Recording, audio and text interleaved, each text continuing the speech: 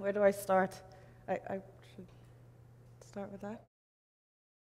Oh, I was never sure of a God before, but I know He must exist. He created this.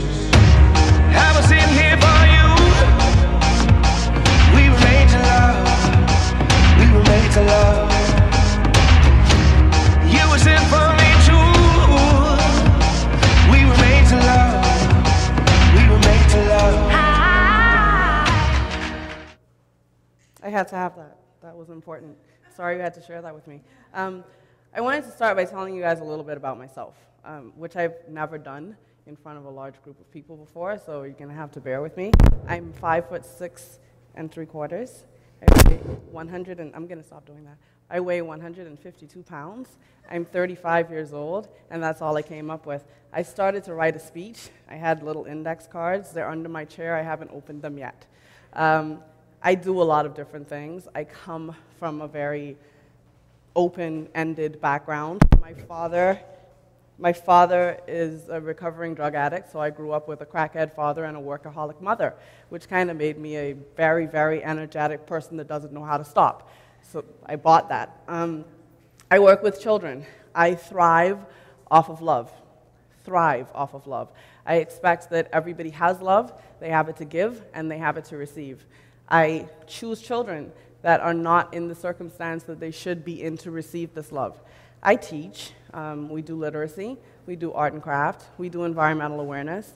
We do agriculture and farming. We ride horses. We play. We have fun. But I love these children, and it's important. Growing up, I could do 12-hour shifts at school. I would get dropped off at 7 o'clock because my mother worked at the airport, and my father would plumb forget to pick me up.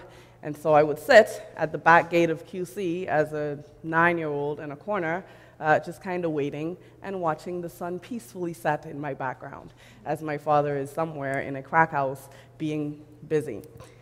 I felt like I needed more love, but who was I going to ask for love? My dad's high and my mother's at work. I'd go home, I'd go to my grandmother's house, I'd be around my cousins, and I don't know, I guess everybody has cousins. Not very loving at 9 years old, so I wouldn't get it there. I could have gone this way. I decided to go this way. I decided that because I didn't get what I felt like I needed, and I do now, I'd like to disclaim that because my parents are very alive and healthy, and I'd just like to say that they love me a lot. So I decided that for the children that are not getting it and don't know where to get it and need it, I would be that person. We were made to love. It took me a long time to get to that place. I had a job. I have a degree. I could have been a stockbroker. I could have been gainfully employed. I could have been getting a paycheck. My children could have been in Jordans and having a PlayStation that they borrow other people's. It's fine. I decided that this is where I wanted to be in this moment, and I love my moment. I love love. Now, every time I do this, I want you guys to say, love is my drug. Let's practice. I barely heard that. All right.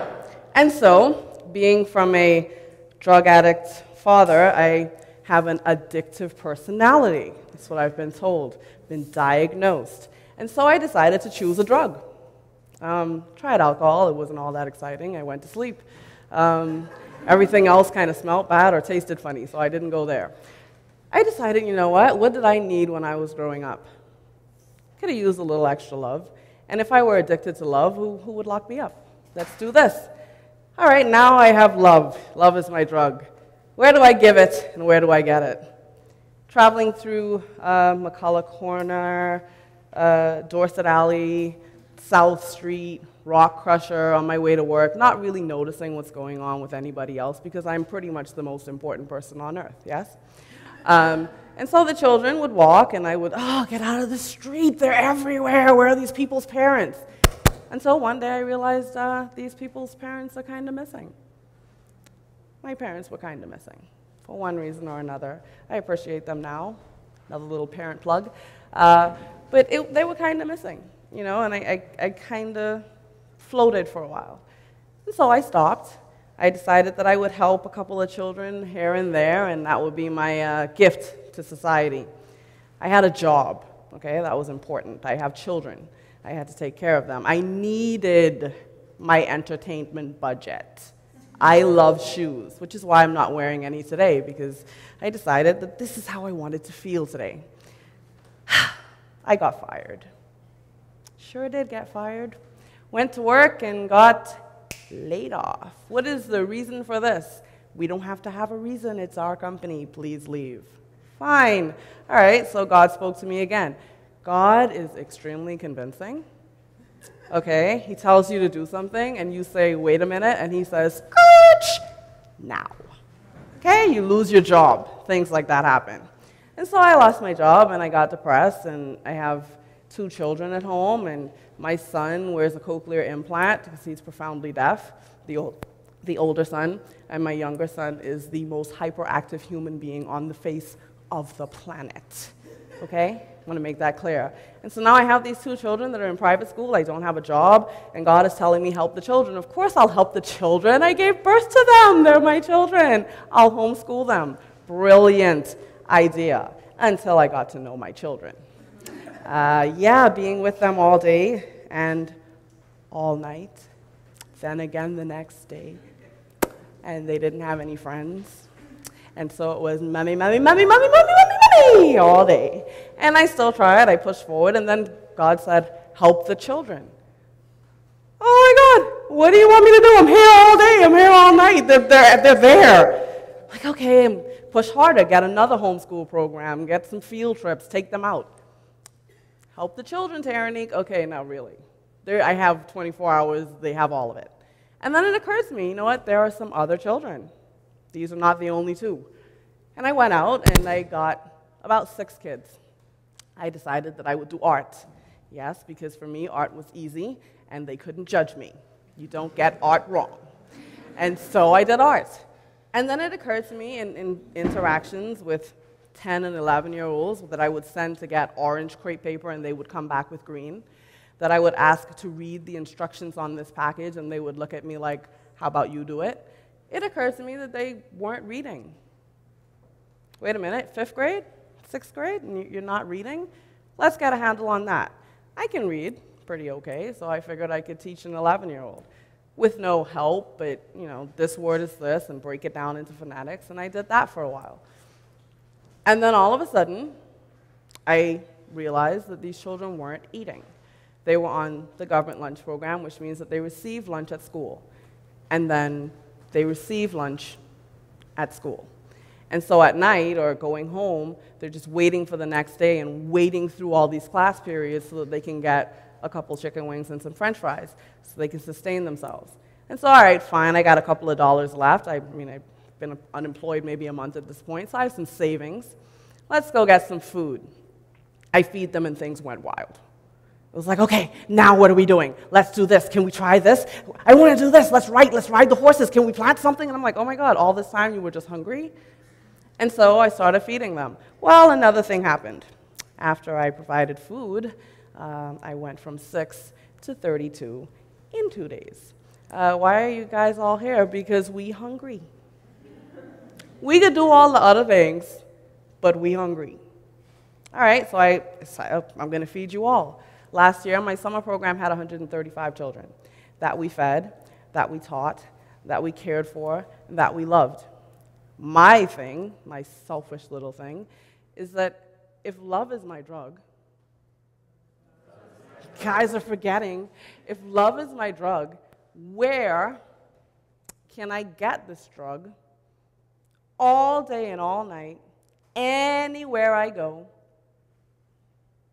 Pretty sure I can get it from these children. I'm pretty sure if I just showed them a little love, they would mimic me and they would show me a little love. Okay, so it started with food, but hey, food is love. Love is food. And I got some children to connect. Other children were still distant. And then I thought, okay, let's do an exercise. We're going to do that exercise today. I want everybody to close their eyes. And I want you to think about someone that you really love. And then I want you to think about someone that really loves you. Okay, open your eyes. Did you get that? Did you get that little thing that happens in your stomach? And that thing that makes you want to go to work? And that thing that makes you want to sit in traffic? And that thing that makes you cook because they have to eat? And that thing that keeps you alive? And that thing that is free, that you can give and you can take and you can pick up and you can put down, that makes you laugh, that makes you cry? It's a drug. I haven't decided if it's an upper or a downer yet, but nevertheless, it's my drug. Sometimes it's up, sometimes it's down. These children are my life. I've decided that this is what I'm going to do. The other day, I went on the internet because I was curious. I wanted to know how many children there were in the world. The most immediate searches were 1.9 billion children, which make up about 28% of the world's population. I am straight. Straight! 1.9 billion children? Like, I have enough love to last for the rest of all of my life.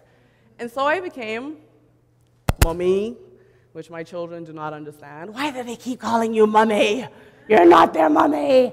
I became Auntie T. I became Miss Miller. I became Mama. I became Hey You. I became But I Still Hungry. I became a lot of different things over the years for a lot of different children. So far, we've reached about 430 children. Resources, children. It's pretty much how it always goes when you run a nonprofit, which those two words really don't make a lot of sense because, yes, I don't want to make money, but I'd like to have some to use. And so it's been rough, it's been difficult, but then I see these people. I get frustrated because people are like, oh, well, our budget, and we don't have any more money, and we can't give you anything right now. And I think, you're such a jerk. Look at these people. But then you have to understand, of course, that everybody's in a struggle. Everybody's doing their own fight, and if we all came together, it might be a little easier or different, but it is what it is. And I get my drug every day, whether people support or not, whether people volunteer or not, I get my drug every day. And so right now, although not as high as I should be because I haven't seen any children today, I am happy. I'm happy and life is easy. Take this from the woman that has more bills than money. Like, my car is out there falling apart, but I'm happy. I'm good. Got all the drugs I need. Thank you.